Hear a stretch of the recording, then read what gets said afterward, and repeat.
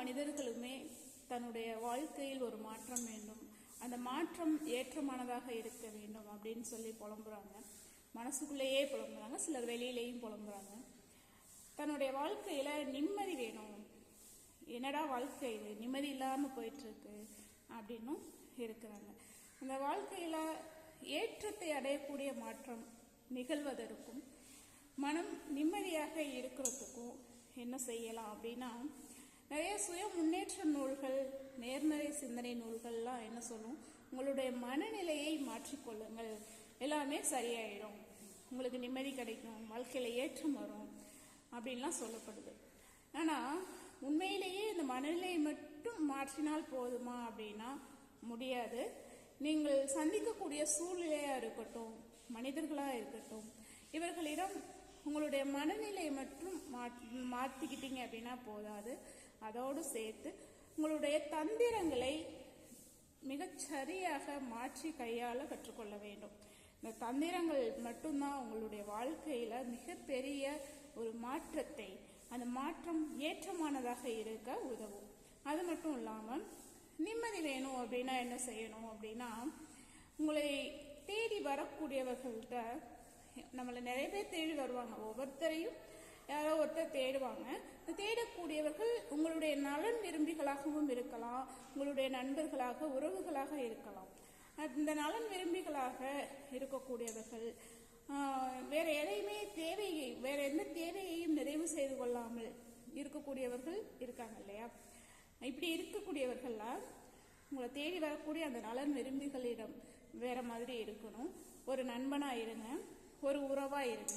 ஆனா உங்களை தேவைக்காக மட்டும் தேடி வரக்கூடியவர்களிடம் மிகச்சிறந்த ஒரு வியாபாரியாக மாறிவிடுங்கள், தவறே கிடையாது. ஏன்னா இங்கு மக்கள் தன்னுடைய தேவைக்காக பயன்படுத்துபவர்கள் தான் அதிகமாக இருக்காங்க.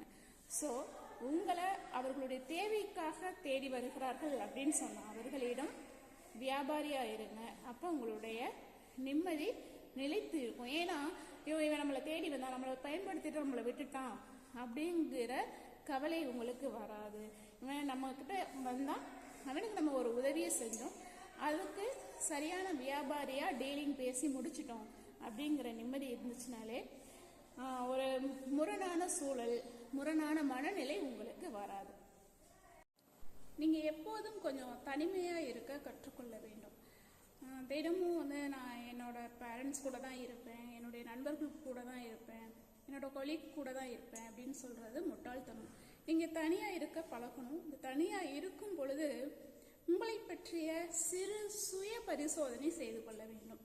இந்த சுய பரிசோதனை எதற்காக அப்படின்னா, நிறைய பேர் வாழ்க்கையில முன்னேற்றம் இல்லை, தன்னுடைய வாழ்க்கையை மேம்படுத்திக் கொள்ளணும் அப்படின்லாம் மெனக்கிடுறாங்க இல்லையா? இந்த மெனக்கடலுக்கு ஒரு பக்கபலமாக இந்த சுய பரிசோதனை அமையும். நீங்க உங்களை சுய பரிசோதனை செய்யும் பொழுது உங்கள்ட்ட என்னெல்லாம் டிஃபால்ட் இருக்கு அப்படிங்கிறத நீங்களே கண்டுபிடிச்சு அந்த டிஃபால்ட்ல இருந்து உங்களை நீங்கள் மேம்படுத்தி கொண்டு நீங்கள் ஏதோ ஒரு இலக்கை நோக்கி பயணிப்பீங்க இல்லையா? அந்த பயணத்துல வெற்றி அடைய முடியும். உங்களுடைய வாழ்க்கையும் ஒரு மகிழ்ச்சிகரமானதாக இருக்கும். நீங்க எந்தெந்த இடத்துல என்னென்ன தவறுகள் செய்யறீங்க அப்படிங்கிறதையும் உங்களால கண்டுபிடிக்க முடியும். ஸோ தனிமையில் இருக்க பழகி கொள்ளுங்கள். உங்களுடைய டே டு லைஃப்ல உங்களுடைய சுக துக்கங்களை தீர்மானிக்கிறது உங்களுடைய உணர்வுகள் தானே தவிர வேற யாருமே இல்லை. உங்களுடைய உறவுகள் கிடையாது, உங்களுடைய நட்புகள் கிடையாது, உங்களை சுற்றி இருக்கக்கூடிய மற்ற யாருமே இல்லை. இந்த உங்களுடைய ஃபீல் அது மட்டும்தான் உங்களுக்கு ஹாப்பினஸையும் அன்ஹாப்பினஸையும் கொண்டு வந்து சேர்க்குது. நீங்க சந்தோஷமா இருக்கீங்க அப்படின்னா உங்களிடம் என்னெல்லாம் இல்லையோ, பணம் இல்லாம இருப்பீங்க, செல்வம் செல்வாக்கு இதெல்லாம் இல்லாம தேடிட்டு இருப்பீங்க, இதெல்லாம் நம்மளை நோக்கி வரணும் அப்படிங்கிறதுக்காக நிறைய மெனக்கெடுவீங்க இல்லையா? அந்த மெனக்கடல்லாம் இல்லாம பணம் செல்வம் செல்வாக்கு எல்லாமே உங்களை தேடி வரணும் அப்படின்னா நீங்க சந்தோஷமா இருந்தா போதும்.